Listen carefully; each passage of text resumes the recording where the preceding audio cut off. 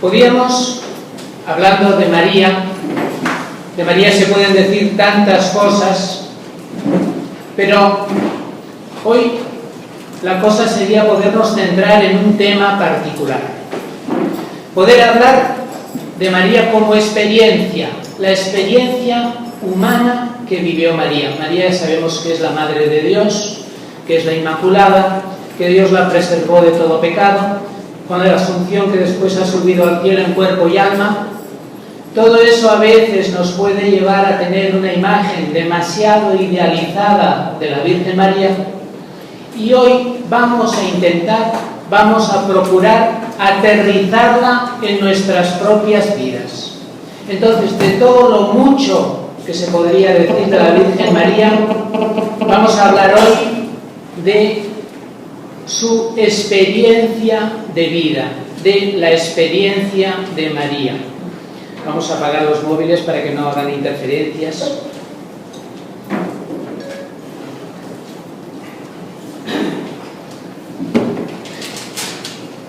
Entonces, empezamos. María de Nazaret, una experiencia de vida.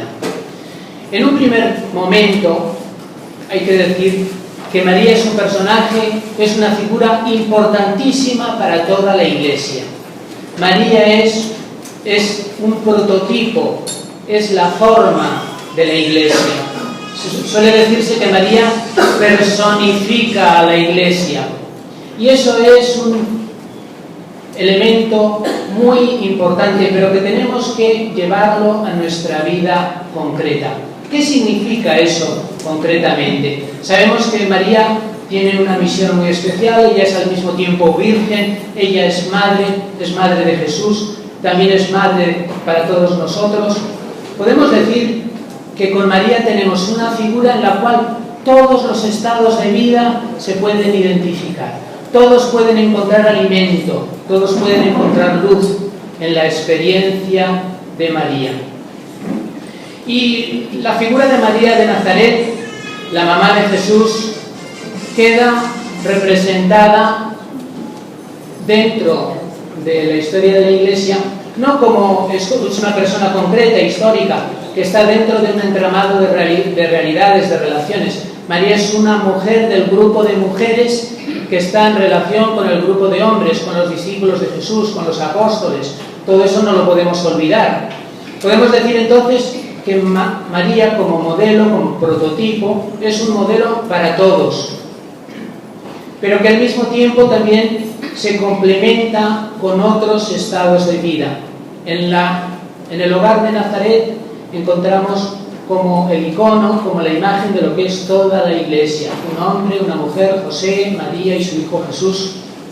Es la imagen de toda Iglesia, de cualquier comunidad, de cualquier experiencia cristiana. Por ejemplo, entre los modelos que encontramos en el Nuevo Testamento están las figuras de las mujeres, ¿no? Está por un lado María, la madre de Jesús, está María Magdalena, está Marta y María, está la samaritana, hay otros personajes. Hay diversos modos, diversas experiencias distintas en relación a Jesús que también iluminan la vida de la Iglesia hoy. Pero las mujeres no tienen sentido en sí mismas, ni los hombres tienen sentido por sí solos, sino que unos están en relación con los otros. Todos estamos en relación, todos estamos para hacer la Iglesia, pueblo de Dios, que es la que identifica ya desde el Concilio Vaticano II la fisonomía que tiene que tener la Iglesia. Por eso, al lado de las mujeres, pues tenemos otros personajes, otras figuras: Pedro, Juan, Pablo, Santiago, los discípulos, los apóstoles. Está José, el esposo de María. Hay otros tantos personajes masculinos que también nos enseñan elementos importantes. Y esas relaciones de mujeres y de hombres son los que constituyen la Iglesia, los seguidores de Jesús, los discípulos. En ese marco, entonces, podemos decir que, aparte de todos estos personajes que encontramos en el Nuevo Testamento, distintos, tenemos una figura que es, además de ser un personaje histórico, que es un símbolo, que es como una personificación de toda la Iglesia. Es lo que decíamos antes. Es una luz para todos los estados de vida, para todas las formas de vida. Entonces, hoy vamos a hacer una cosa muy sencilla. En el retiro de hoy se trata de que nos pongamos delante de la experiencia de María. ¿Qué vivió María humanamente? Y de este modo vamos a encontrar muchos elementos que nos van a poder ayudar a todos nosotros, también por nuestras circunstancias, por nuestros problemas, por nuestras realidades. Veremos que vamos a encontrar en María muchos elementos importantes que pueden iluminar nuestra fe hoy. Y siguiendo la experiencia de María, nos vamos a centrar en una serie de elementos, ¿no? Pero antes vamos a hacer una breve introducción. Hay que tener en cuenta que si nos fijamos en el Nuevo Testamento, María tiene un papel relativamente poco importante. Aparece poquito en el Nuevo Testamento. Por ejemplo, los sinópticos hablan poco. Marcos y Mateo hablan poquísimo de María. Lucas habla más. Lucas introduce los evangelios de la infancia de Jesús. El evangelio de Lucas, que seguramente se reelaboró en un tiempo posterior a Marcos y a Mateo, pues ya la gente empezaba a interesarse sobre la figura de María, se empezó a investigar y se empezaron a recoger datos sobre la infancia de Jesús. Aparece un poquito más. Y en el Evangelio de Juan aparece poco, muy poco sobre María, algunos elementos como muy simbólicos, muy significativos, pero no tiene un papel muy importante en el Nuevo Testamento María. Apenas habla, y además si nos fijamos, las cosas que dice María en algunos momentos son curiosas. Por ejemplo, en las bodas de Caná, María le dice a Jesús, no tienen vino. Pero Jesús le responde, ¿qué a ti y a mí? Traducido al lenguaje actual, ¿qué nos importa a ti y a mí esto? Jesús le responde de una manera curiosa, sorprendente al menos, extraña. Sin embargo, Jesús le obedece a María, le hace caso y, convirtiendo el agua en vino, se inicia la misión pública de Jesús según el Evangelio de Juan. Tenemos otros momentos en los que habla María. Por ejemplo, en la visita a Isabel. En la visita a Isabel tenemos el discurso mayor que aparece en boca de María en el Nuevo Testamento, que es el Magnífica, que es muy significativo. Después volveremos sobre él. Pero podemos decir que en la mayoría de los detalles que aparecen en el Nuevo Testamento, pues son un poco son sorprendentes, son curiosos. Hemos hablado ya de las bodas de Caná, pero por ejemplo cuando Jesús se pierde en el templo y finalmente le encuentran, María se acerca, hijo, pero te estábamos buscando, tu papá y yo, ¿dónde estabas? ¿Cómo nos haces esto? Y Jesús le responde, ¿no sabían ustedes que yo me tengo que ocupar de las cosas de mi Padre?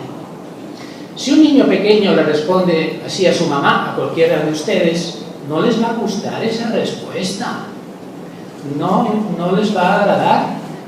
Casi podemos decir que Jesús, entre comillas, le responde mal a su mamá. Pero es que en este pasaje del Evangelio hay un mensaje que después volveremos sobre él. Y luego nos encontramos otro pasaje en uno de los Evangelios, en San Marcos, por ejemplo, nos encontramos que María y los familiares de Jesús y los hermanos de Jesús se encontraron con él cuando estaba en la vida pública y alguien se acerca a ellos y les dice, están aquí tu mamá y tus hermanos han venido. Y Jesús dice, mi mamá, mi madre y mis hermanos son los que cumplen la palabra de Dios, los que escuchan la palabra de Dios y la ponen por práctica. Parece que le está dando otra mala respuesta Jesús. En esos elementos podemos encontrar unos detalles sorprendentes de la experiencia humana de María de Nazaret. María, como toda mamá, tenía mucho sentimiento hacia su hijo, pero Jesús purifica esos sentimientos de la madre. No deja que la madre se posesione, se apodere, sino que marca una distancia. En Caná, ¿qué nos importa a nosotros? Como diciendo, déjame tranquilo, pero después le obedece. Después, en el otro momento, en el templo, yo me ocupo de las cosas de mi Padre. María, continúa el Evangelio de Lucas diciendo que María no entendía, pero conservaba todas esas cosas en su corazón.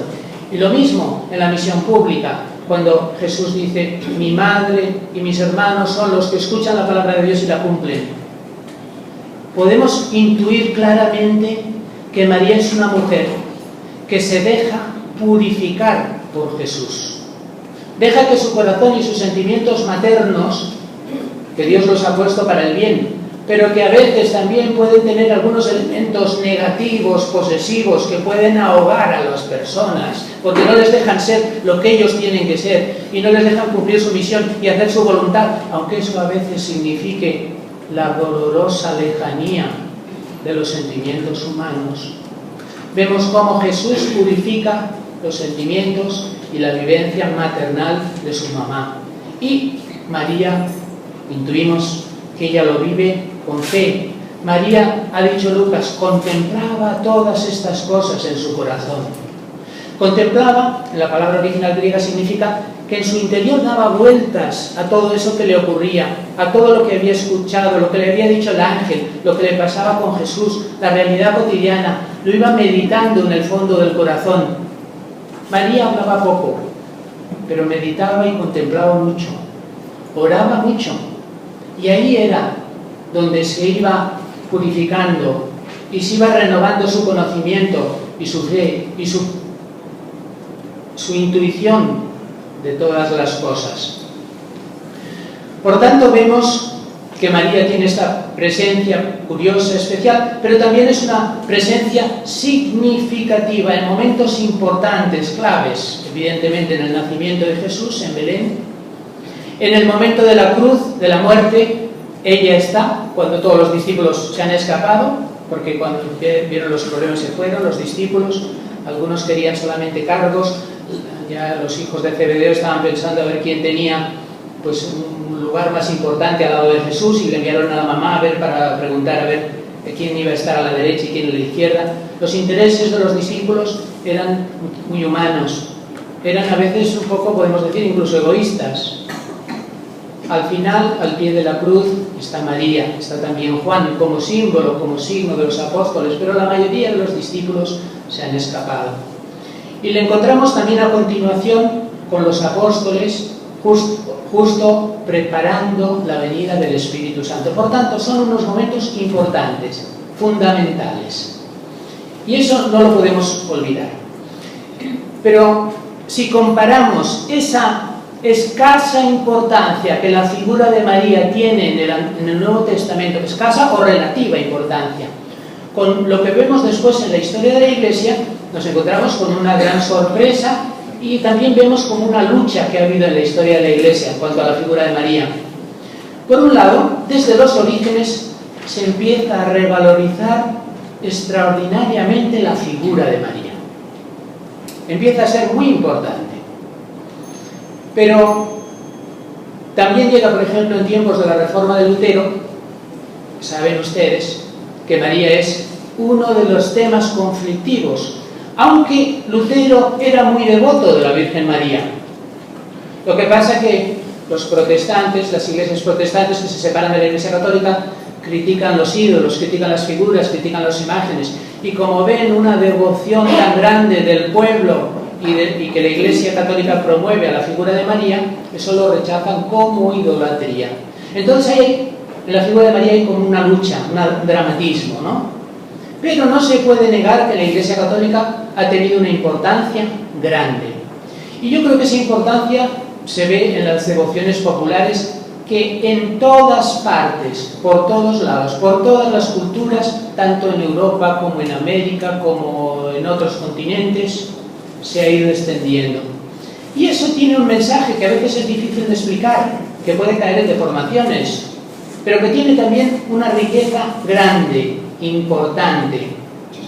Podemos decir que en la Iglesia Católica hemos tendido a hacer de nuestra fe una cosa demasiado racional, una cosa demasiado teórica. Yo creo que la figura de María, y así se ha reflexionado en muchas ocasiones, hace como una especie como de contrapeso. La fe no es solamente razonamiento, frío. La fe también es afectividad, es relación, es sentimiento. La fe cristiana, la fe católica acoge a todo el hombre. No solamente nos va a salvar de la cabeza para arriba, sino con todo el cuerpo, con toda la realidad humana, con todos sus afectos, sus debilidades, su fragilidad. Y en eso la figura maternal de María ayuda a equilibrar la fe de la Iglesia. Y nos ha ayudado a dar una humanidad, a hablar de una ternura. El Papa Francisco habla de la ternura, la revolución de la ternura que hay que vivir en la Iglesia. Esa es una característica profundamente femenina. Y María la ha protegido y la ha guardado a lo largo de la historia de la Iglesia. Después también hay que tener en cuenta que en toda la revelación, en todo el Nuevo Testamento, nos encontramos al principio, en el libro del Génesis, está el pecado original con una mujer, Eva. Ya en el Génesis nos encontramos un poco más adelante una contraposición de Eva con otra figura que va a luchar con la serpiente maligna, con el espíritu del mal. El espíritu del mal ha engañado a Eva y la humanidad se ha alejado de Dios.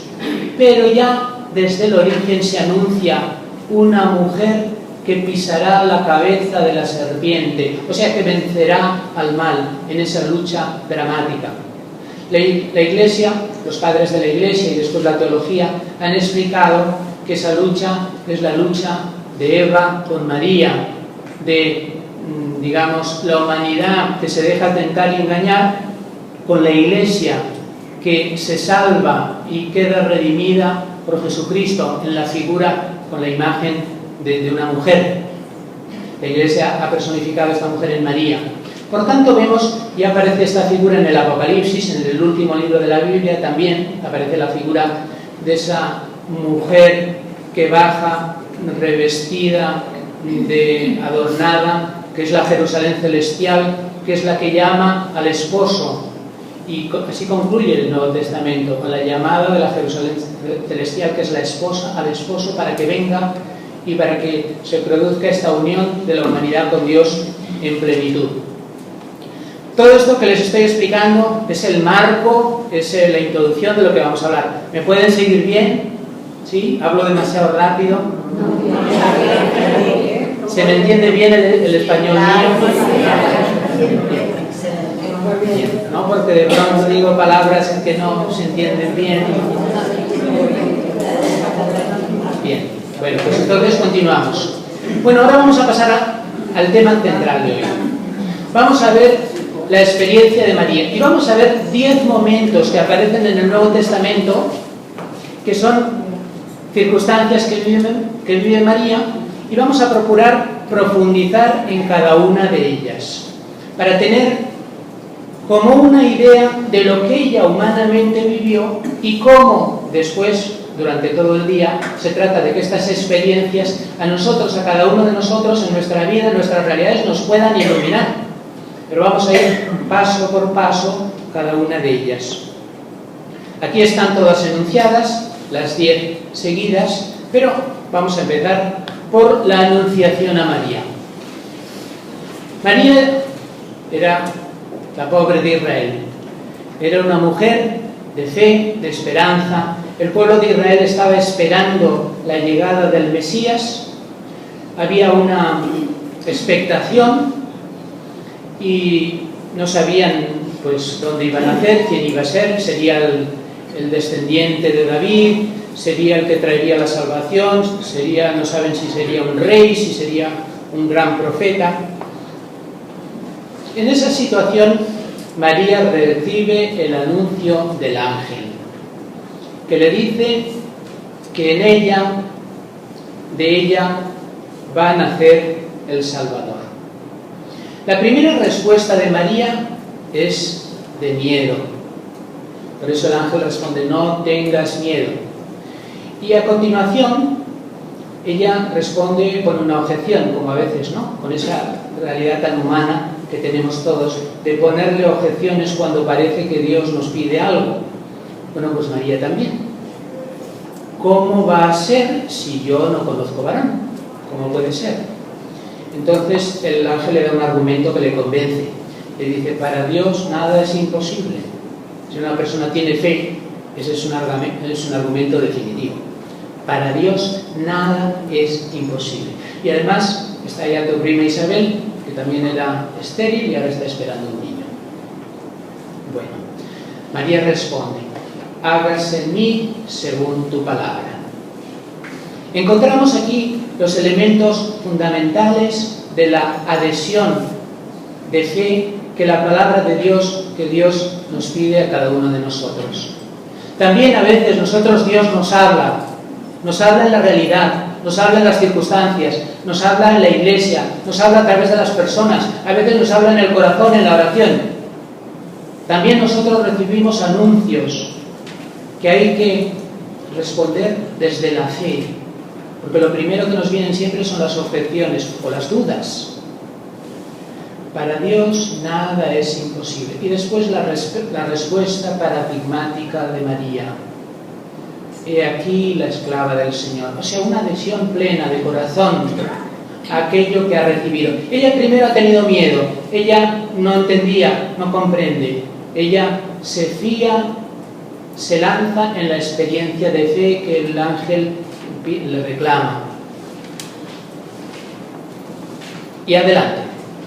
Anunciación a María. El anuncio que todos también en algún momento de nuestra vida, ella lo recibió en su momento, pero también cada uno de nosotros podemos recibir un anuncio que Dios se quiere hacer presente en nuestra vida, que nos llama, que nos pide una misión, que nos convoca. Es una realidad que también la podemos trasladar a nuestra existencia.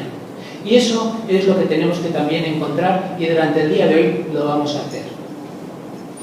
Pasamos al siguiente paso, la visita a su prima Isabel. Es también una respuesta sorprendente. Resulta que María ha recibido el anuncio de que ella va a ser aquella mujer que todas las mujeres de su tiempo y de su ámbito querían, la madre del Mesías, la madre del Salvador. Le han anunciado también que su prima Isabel está encinta. El primer movimiento de María es ponerse en servicio. Es ir a visitar a su prima Isabel, estar con ella, ayudarla en aquellos primeros meses de embarazo y compartir con ella la fe.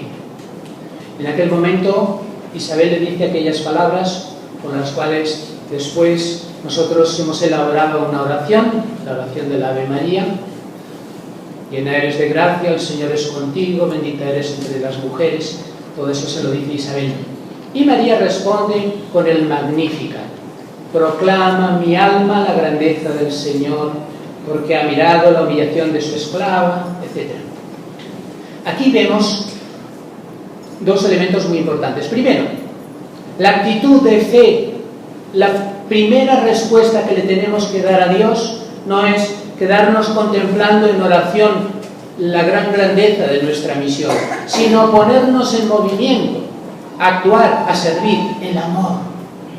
La fe nos tiene que llevar al amor concreto, real, práctico, que es servir a los demás. Y eso es lo que hace María.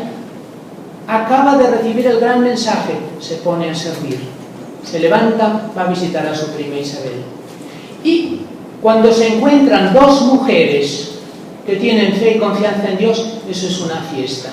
La comunicación entre ellas está llena de alegría. ¿Cuántas veces en nuestras comunicaciones, en nuestras relaciones con los demás, nos llenamos de palabras vacías, o críticas, o cosas raras que tenemos que hablar, comentar, etc.? Cuando dos mujeres de fe se reúnen, comparten la vida que hay en ellas. Isabel alaba a María porque lo que en María está ocurriendo es muy grande, y María hace la proclamación de las obras que Dios está haciendo en ellas. Si ustedes leen el Magnificat, llama la atención y sorprende y en eso tendríamos que leer mucho la palabra de Dios, porque la palabra de Dios nos cura de muchas deformaciones y de muchas ideas erróneas que tenemos. Si leemos el Magnificat, vemos que es una proclamación que alguna persona podría decir, pero vaya vanidad, proclama mi alma la grandeza del Señor, porque ha mirado la humillación de su esclava, eso sí, pero desde ahora me felicitarán todas las generaciones. Eso es como decir mucho, ¿no? María está expresando las grandes obras que ella, por la fe, intuye que Dios está haciendo en ella.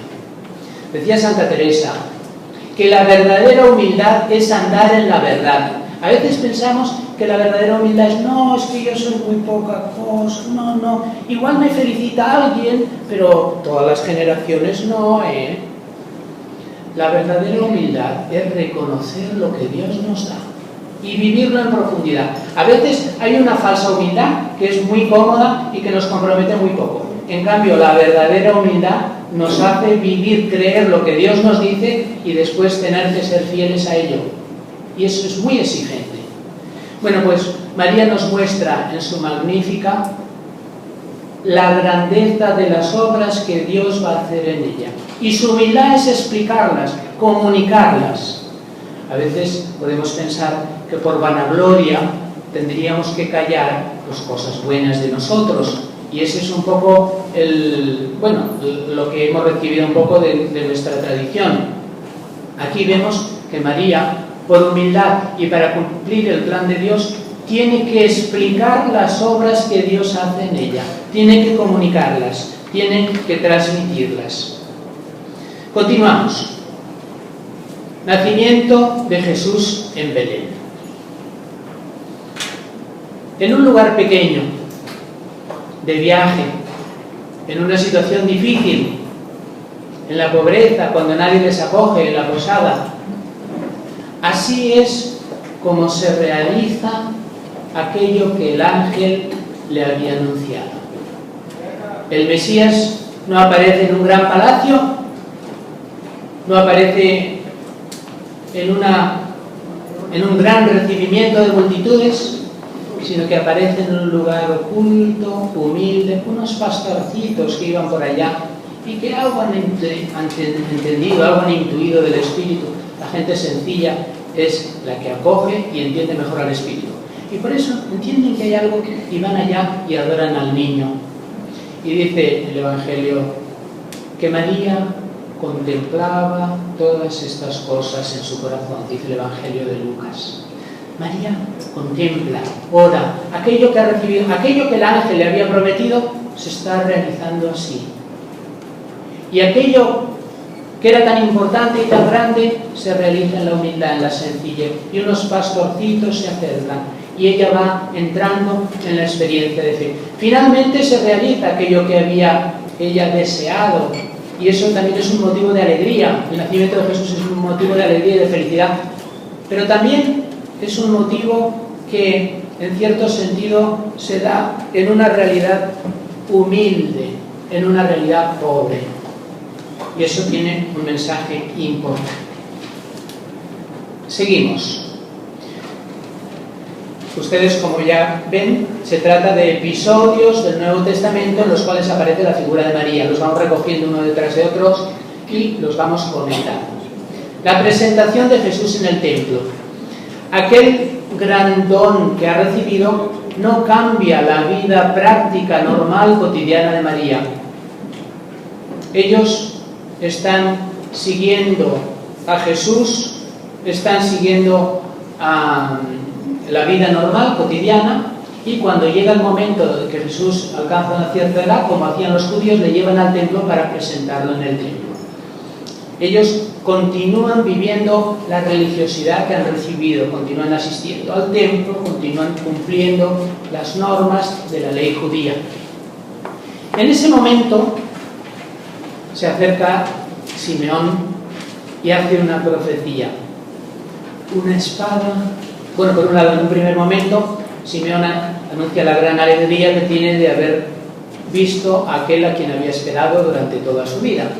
Pero al final hace un anuncio profético de un sufrimiento.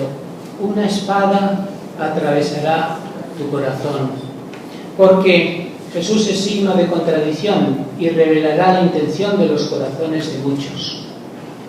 ¿Cómo debió vivir María también este momento? Seguro que tuvo que meditar, que contemplar qué estaba pasando allá. A María se le anunciaba que aquel gran regalo y gran don que iba a recibir también iba a traer un gran sufrimiento.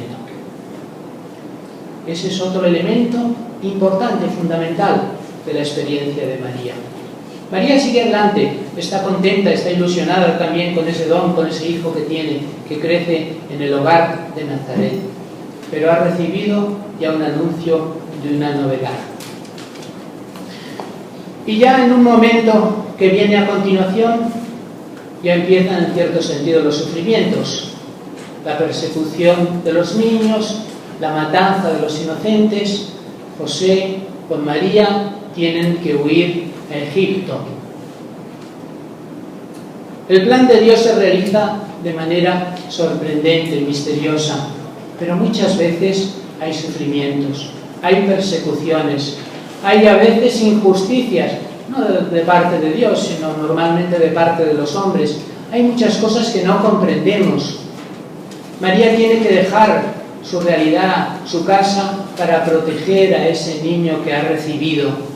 Y ella también vive todo esto con fe y con esperanza, con el apoyo de su esposo, evidentemente. Y después de un tiempo van a Egipto y vuelven a su vez. Jesús ya es un poco mayor. Cada año iban en peregrinación a Jerusalén, como hacían muchos judíos. Y en una de aquellas peregrinaciones, a la vuelta, están de vuelta, José y María hablan y ven que Jesús, el niño, no está. Tienen que volverse a Jerusalén y se lo encuentran allá hablando con los doctores de la ley en el templo. María le pregunta: pero hijo, ¿cómo nos has hecho esto? Estábamos preocupados buscándote tu padre y yo. Jesús responde: ¿no sabías que yo tengo que ocuparme de las cosas de mi Padre? Dice el Evangelio de Lucas. Los padres no comprendieron, pero María contemplaba todas las cosas en su corazón. ¿Cuántas cosas hay en la vida que no entendemos? También a María le pasó. Miren, en la tradición de la Iglesia, en la tradición oriental, siempre se ha dicho que María tuvo también imperfecciones humanas. Eso no quita para que tuviese lo que nos dice el dogma de la Inmaculada Concepción, que significa que ella fue preservada del pecado original y de sus consecuencias. Pero eso no quiere decir que no tuviese imperfecciones humanas, propias de la condición humana. Entonces, para que Dios nos pueda llevar, si María tenía imperfecciones, yo creo que nosotros también, que no nos salvamos nadie de los que estamos aquí.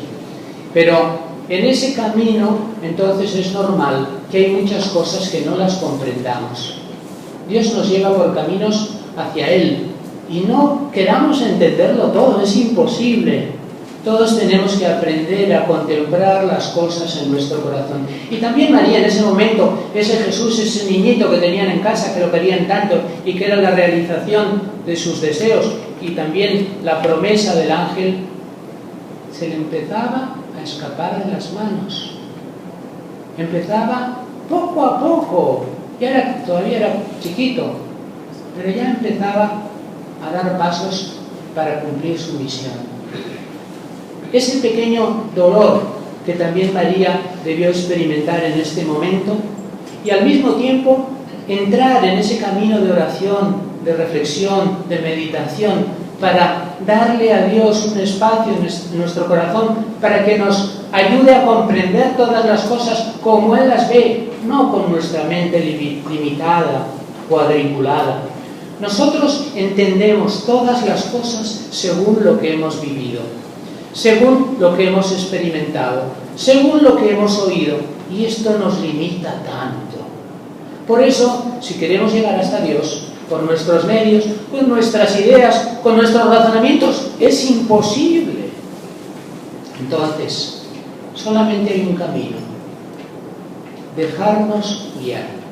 Y entonces el Señor, si Él quiere, nos conduce, que seguro que quiere.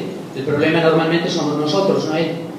Y conduciéndonos a veces nos puede hacer volar, pero si volamos es mejor que no veamos nada, porque nos va a dar miedo y vamos a pensar que nos vamos a pegar un tortazo.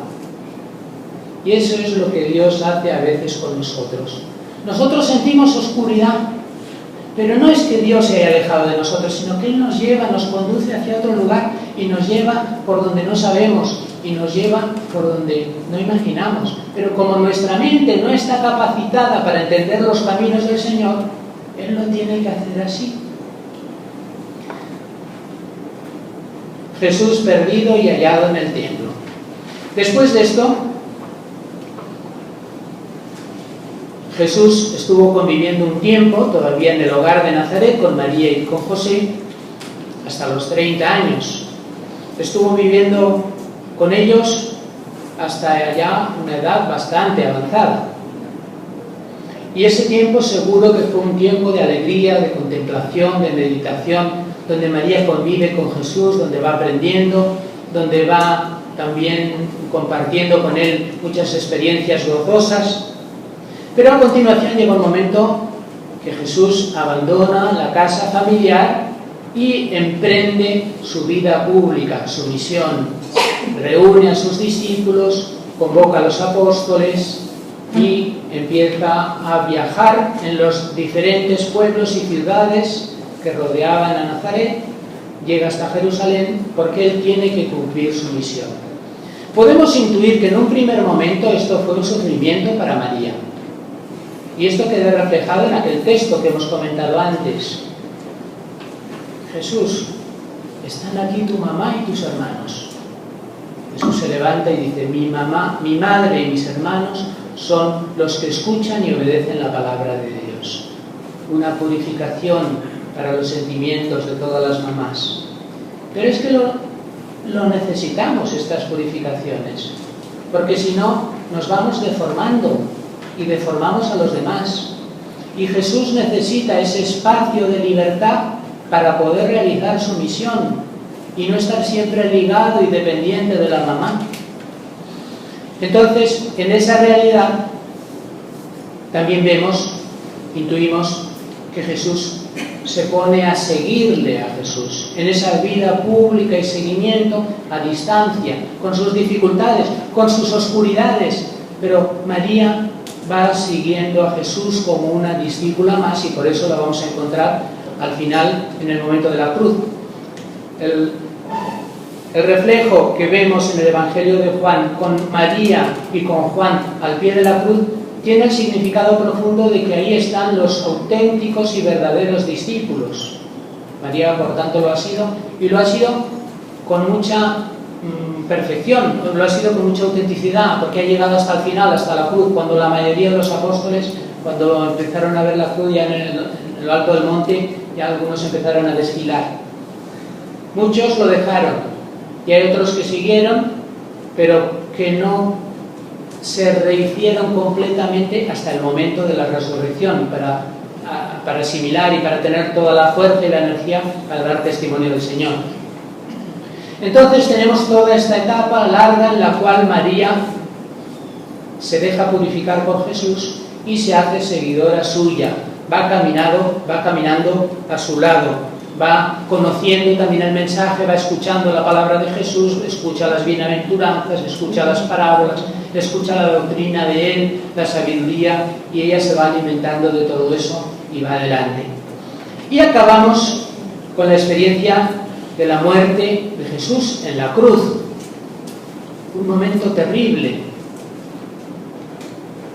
El Evangelio de Juan nos dice de manera muy significativa que al pie de la cruz estaba María en pie y Juan, el discípulo amado, y el discípulo amado. Es muy significativo que está en pie. ¿Qué quiere decir que está en pie? Que no está derrumbada.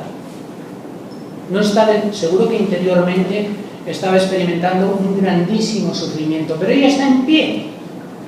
Y ahí nos está manifestando también, no sé qué, pero algo que tenemos que descubrir. En esa experiencia es como el fracaso y podemos decir, la traición de todo lo que parecía que le había prometido el ángel.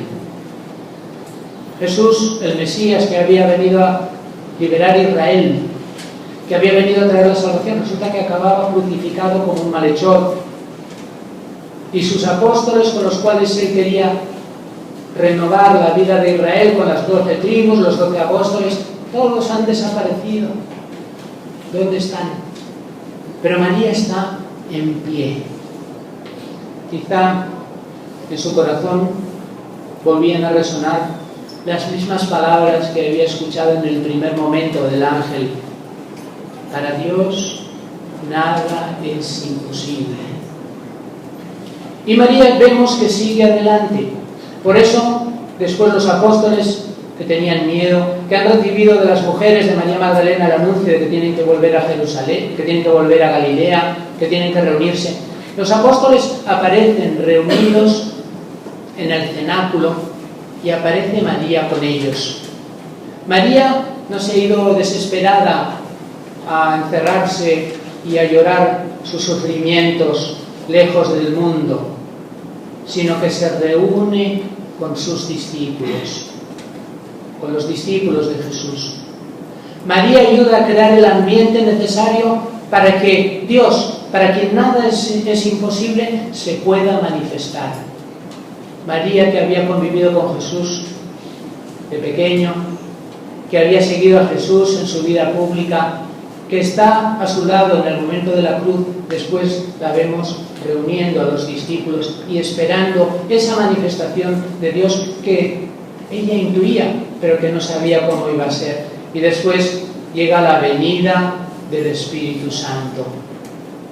María puede comprobar el prodigio que de aquellos hombres asustados y atemorizados que escapaban por miedo a los judíos y por miedo a los romanos, se llenan de fe, se llenan de amor, salen a dar testimonio, fundan comunidades, llevan la Iglesia a todas las naciones, siguiendo el mandato del resucitado, y ella contempla de una manera misteriosa cómo se está realizando aquel mensaje misterioso del ángel.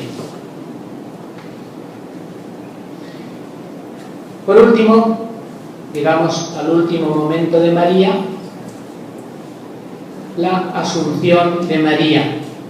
Sabemos que es un dogma de la Iglesia, esto no aparece en el Nuevo Testamento, pero la Iglesia lo ha pensado desde los primeros siglos y después lo pudo definir como un dogma hace 2 siglos, en el siglo XIX. Y de este modo también se expresa esa importancia grande que la figura de María tiene, no porque ella pueda sustituir o suplir a Jesús, sino como primera criatura en la cual se realizan los méritos de la salvación de Jesucristo. Y así como Jesús resucitó, María no resucitó, pero María sube en cuerpo y alma al cielo como primicia de toda la humanidad, de toda la esposa, la Iglesia, la esposa de Cristo, que también va a estar al lado de María en una manera corporal, humana, profundamente humana. Nosotros, según nos dice la Iglesia, cada uno de nosotros conservamos nuestra identidad, nuestra personalidad. No sabemos cómo. El cuerpo que tenemos ya lo tendremos como muy viejito y de pronto no nos servirá tanto. Pero de una manera misteriosa, en una corporeidad redimida y resucitada, vamos a estar en la esposa de Cristo con María allá en el cielo. Aquí también vemos como la culminación, toda la humanidad, todo lo que María ha vivido humanamente sube al cielo con Jesús. Las cosas humanas no son cosas despreciables, o la materia o el cuerpo, no, son el lugar donde el Espíritu nos habla, son la realidad donde Dios se nos comunica, es el lugar donde podemos amar a los demás, donde podemos vivir este mensaje que el Señor nos ha ido regalando, y es donde después ese cuerpo nuestro transformado, es el que también va a ir al cielo. Aunque no entendamos muy bien cómo, lo sabemos también por el anuncio de María. Vemos, por tanto, aquí todo el panorama de las diversas experiencias que ha vivido María a lo largo de su historia y que hoy nos van a iluminar. Estas experiencias van a ser el centro del retiro de hoy. Después, en la segunda charla, voy a volver a ellas de otra manera. Y después, en la tercera sesión, vamos a volver a ellas de otra manera, para que también cada uno de ustedes puedan reflexionar, meditar y contemplar las cosas en su corazón. Vemos que María, por tanto, es la experiencia cristiana modélica, un modelo para todos, un prototipo para todos. A unos les puede servir más un aspecto, a otras personas les puede servir más otro, pero nos está explicando los elementos fundamentales de la experiencia cristiana: la fe, la obediencia de fe, vivir con esperanza, vivir con amor, el servicio. Todos esos elementos los hemos encontrado en los diferentes pasos de la vida de María. A veces nos puede parecer que Jesús, como Él es el Hijo de Dios, es hombre también, sí, pero es el Hijo de Dios, pues como que nos cae como un poco lejos, como difícil, ¿no? En cambio, María es más humana, es una criatura, como dicen las tradiciones orientales. Quizá puede ser que tuviese imperfecciones humanas, quizá algún día su hijo le tuvo que decir a su mamá: mamá, no seas tan cansona, no seas tan pesada, porque todos tenemos imperfecciones humanas, pero es que no importa. La perfección del cristiano no es no hacer nada malo, es vivir con fe y confianza en Dios, es tener esperanza, es levantarnos cuando nos caemos, porque que no se haya caído nunca nadie, eso es imposible. Todos caeremos. Entonces María nos enseña como criatura humana el camino hacia Jesús, a unirse a Jesús, a identificarse con su misión, a colaborar con Él. Y así todos formar iglesia, formar comunidad, poder ser esa gran familia de los hijos de Dios que Dios quiere. Aquello que en el pecado original, en la relación de Adán con Eva, y aquello que Eva representa, que es la caída en la tentación de la humanidad, obedeciendo a la serpiente, dejándose llevar por la tentación, en María vemos que queda, por los méritos de Cristo, redimido y transformado. Eva nos muestra la desobediencia de la humanidad, de la mujer y del hombre, de los dos. María nos muestra la obediencia de fe a Dios, la confianza en Él, la obediencia de la mujer y del hombre. María es aquella mujer que pisa la cabeza de la serpiente, y esto quiere decir que ella nos enseña la experiencia humana que podemos y que tenemos que vivir para ser verdaderos cristianos desde nuestra realidad, en nuestra fragilidad de criaturas, como personas humanas que somos. Ella nos muestra cómo vencer al espíritu del mal aquí en medio del mundo.